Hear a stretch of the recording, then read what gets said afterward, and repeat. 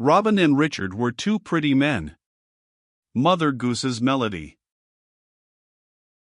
They proceeded, following their infallible guide, first along a light elastic greensward under the shade of lofty and wide-spreading trees that skirted a sunny opening of the forest, then along labyrinthine paths, which the deer, the outlaw, or the woodman had made, through the close shoots of the young coppices, through the thick undergrowth of the ancient woods, through beds of gigantic fern that filled the narrow glades and waved their green feathery heads above the plume of the night.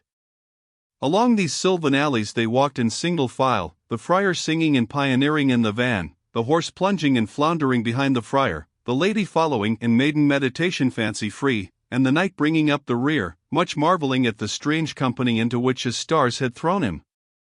Their path had expanded sufficiently to allow the knight to take Marian's hand again, when they arrived in the august presence of Robin Hood and his court. Robin's table was spread under a high overarching canopy of living boughs, on the edge of a natural lawn of verdure starred with flowers, through which a swift transparent rivulet ran sparkling in the sun. The board was covered with abundance of choice food and excellent liquor, not without the comeliness of snow-white linen and the splendor of costly plate, which the Sheriff of Nottingham had unwillingly contributed to supply, at the same time with an excellent cook, whom Little John's art had spirited away to the forest with the contents of his master's silver scullery. An hundred foresters were here assembled over ready for their dinner, some seated at the table and some lying in groups under the trees. Robin bade courteous welcome to the knight, who took his seat between Robin and Marian at the festal board, at which was already placed one strange guest in the person of a portly monk, sitting between Little John and Scarlet, with his rotund physiognomy elongated into an unnatural oval by the conjoint influence of sorrow and fear, sorrow for the departed contents of his traveling treasury, a good-looking valise which was hanging empty on a bough, and fear for his personal safety, of which all the flasks and pasties before him could not give him assurance. The appearance of the knight, however, cheered him up with a semblance of protection, and gave him just sufficient courage to demolish a cygnet and a rumble pie, which he diluted with the contents of 2 flasks of canary sack. But wine, which sometimes creates and often increases joy, doth also, upon occasion, heighten sorrow, and so it fared now with our portly monk, who had no sooner explained away his portion of provender, than he began to weep and bewail himself bitterly. "Why dost thou weep, man?" said Robin Hood. "Thou hast done thine embassy justly, and shalt have thy lady's grace." "Alack!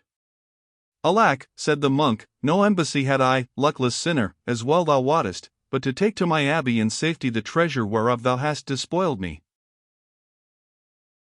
"Propound me his case," said Friar Tuck, "and I will give him ghostly counsel." "You well remember," said Robin Hood, "the sorrowful knight who dined with us here 12 months and a day gone by." "Well do I," said Friar Tuck. "His lands were in jeopardy with a certain abbot, who would allow him no longer day for their redemption. Whereupon you lent to him the £400 which he needed, and which he was to repay this day, though he had no better security to give than Our Lady the Virgin." "I never desired better," said Robin, "for she never yet failed to send me my pay, and here is one of her own flock, this faithful and well-favored monk of St. Mary's, hath brought it me duly, principal and interest to a penny, as Little John can testify, who told it forth. To be sure, he denied having it, but that was to prove our faith. We sought and found it." "I know nothing of your knight," said the monk, "and the money was our own, as the Virgin shall bless me." "She shall bless thee," said Friar Tuck, "for a faithful messenger." The monk resumed his wailing. Little John brought him his horse. Robin gave him leave to depart. He sprang with singular nimbleness into the saddle, and vanished without saying, "God give you good day." The stranger knight laughed heartily as the monk rode off. "They say, Sir Knight," said Friar Tuck, "they should laugh who win, but thou laughest who art likely to lose." "I have won," said the knight, "a good dinner, some mirth, and some knowledge, and I cannot lose by paying for them." "Bravely said," answered Robin. still it becomes thee to pay, for it is not meet that a poor forester should treat a rich knight. How much money hast thou with thee? Troth, I know not, said the knight. Sometimes much, sometimes little, sometimes none. But search, and what thou findest, keep, and for the sake of thy kind heart and open hand, be it what it may, I shall wish it were more. Then, since thou sayest so, said Robin, not a penny will I touch. Many a false churl comes hither, and disperses against his will, and till there is lack of these, I prey not on true men. Thou art thyself a true man, right well I judge, Robin, said the stranger knight, and seemest more like one bred in court than to thy present outlaw life. Our life, said the friar, is a craft, an art, and a mystery. How much of it, think you, could be learned at court? Indeed, I cannot say, said the stranger knight, but I should apprehend very little. And so should I, said the friar, for we should find very little of our bold open practice, but should hear abundance of praise of our principles. To live in seeming fellowship and secret rivalry, to have a hand for all, and a heart for none, to be everybody's acquaintance, and nobody's friend, to meditate the ruin of all on whom we smile, and to dread the secret stratagems of all who smile on us, to pilfer honors and despoil fortunes, not by fighting in daylight, but by sapping in darkness, these are arts which the court can teach, but which we, by Our Lady, have not learned. But let your court minstrel tune up his throat to the praise of your court hero, then come our principles into play, then is our practice extolled not by the same name, for their Richard is a hero, and our Robin is a thief. Marry, your hero guts an exchequer, while your thief disembowels a portmanteau, your hero sacks a city, while your thief sacks a cellar, your hero marauds on a larger scale, and that is all the difference, for the principle and the virtue are one, but two of a trade cannot agree. Therefore your hero makes laws to get rid of your thief, and gives him an ill name that he may hang him, for might is right, and the strong make laws for the weak, and they that make laws to serve their own turn do also make morals to give color to their laws. Your comparison, friar, said the stranger, fails in this, that your thief fights for profit, and your hero for honor. I have fought under the banners of Richard, and if, as you phrase it, he guts exchequers, and sacks cities, it is not to win treasure for himself, but to furnish forth the means of his greater and more glorious aim. Misconceive me not, Sir Knight, said the friar. We all love and honor King Richard, and here is a deep draught to his health, but I would show you, that we foresters are miscalled by opprobrious names, and that our virtues, though they follow at humble distance, are yet truly akin to those of Coeur de Lion. I say not that Richard is a thief, but I say that Robin is a hero, and for honor, did ever yet man, miscalled thief, win greater honor than Robin? Do not all men grace him with some honorable epithet? The most gentle thief, the most courteous thief, the most bountiful thief, yea, and the most honest thief? Richard is courteous, bountiful, honest, and valiant, but so also is Robin. It is the false word that makes the unjust distinction. They are twin spirits, and should be friends, but that fortune hath differently cast their lot, but their names shall descend together to the latest days, as the flower of their age and of England, for in the pure principles of freebootery have they excelled all men, and to the principles of freebootery, diversely developed, belong all the qualities to which song and story concede renown. And you may add, friar, said Marian, that Robin, no less than Richard, is king in his own dominion, and that if his subjects be fewer, yet are they more uniformly loyal. I would, fair lady, said the stranger, that thy latter observation were not so true. But I nothing doubt, Robin, that if Richard could hear your friar, and see you and your lady, as I now do, there is not a man in England whom he would take by the hand more cordially than yourself. Gramercy, Sir Knight, said Robin, but his speech was cut short by Little John calling, Hark! All listened. A distant trampling of horses was heard. The sounds approached rapidly, and at length a group of horsemen glittering in holyday dresses was visible among the trees.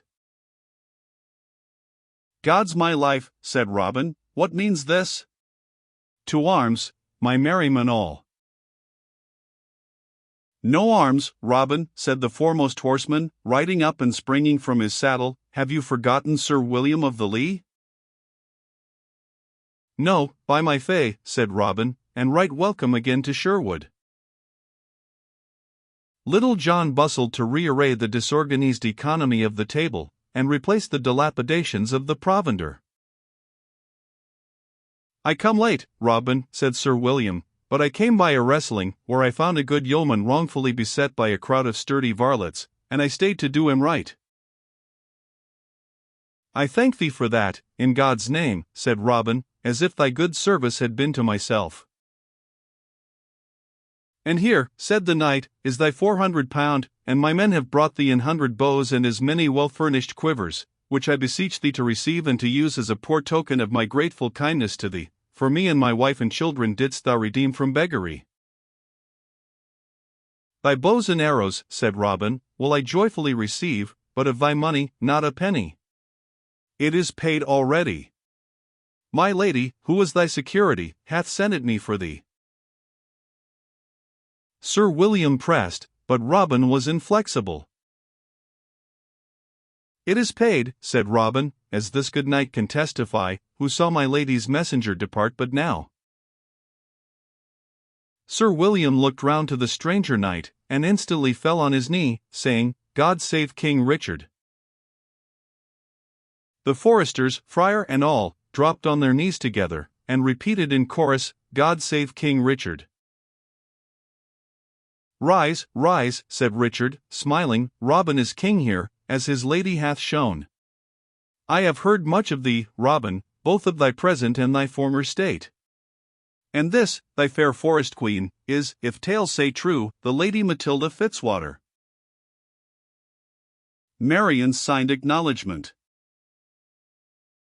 "Your father," said the king, "has approved his fidelity to me, by the loss of his lands, which the newness of my return, and many public cares, have not yet given me time to restore, but this justice shall be done to him, and to thee also, Robin, if thou wilt leave thy forest life and resume thy earldom, and be a peer of Coeur de Lion, for braver heart and juster hand I never yet found." Robin looked round on his men. "Your followers," said the king, "shall have free pardon, and such of them as thou wilt part with shall have maintenance from me, and if ever I confess to priest, it shall be to thy friar." "Gramercy to your majesty," said the friar, "and my inflictions shall be flasks of canary, and if the number be, as in grave cases I may, peradventure, make it too great for one frail mortality, I will relieve you by vicarious penance, and pour down my own throat the redundancy of the burden." Robin and his followers embraced the king's proposal. A joyful meeting soon followed with the Baron and Sir Guy of Gamwell, and Richard himself honored with his own presence a formal solemnization of the nuptials of our lovers, whom he constantly distinguished with his peculiar regard. The friar could not say, "Farewell to the forest," without something of a heavy heart, and he sang as he turned his back upon its bounds, occasionally reverting his head. "Ye woods, that oft at sultry noon have o'er me spread your messy shade, ye gushing streams, whose murmured tune has in my ear sweet music made, while, where the dancing pebbles show deep in the restless fountain pool the gelid waters upward flow, my second flask was laid to cool. Ye pleasant sights of leaf and flower, ye pleasant sounds of bird and bee, ye sports of deer in sylvan bower, ye feasts beneath the greenwood tree, ye baskings in the vernal sun, ye slumbers in the summer dell, ye trophies that this arm has won, and must ye hear your friar's farewell?" But the friar's farewell was not destined to be eternal. He was domiciled as the family confessor of the Earl and Countess of Huntingdon, who led a discreet and courtly life, and kept up old hospitality in all its munificence, till the death of King Richard and the usurpation of John, by placing their enemy in power, compelled them to return to their greenwood sovereignty, which, it is probable, they would have before done from choice, if their love of sylvan liberty had not been counteracted by their desire to retain the friendship of Coeur de Lion. Their old and tried adherents, the friar among the foremost, flocked again round their forest banner, and in merry Sherwood they long lived together, the lady still retaining her former name of Maid Marian, though the appellation was then as much a misnomer as that of Little John. The End.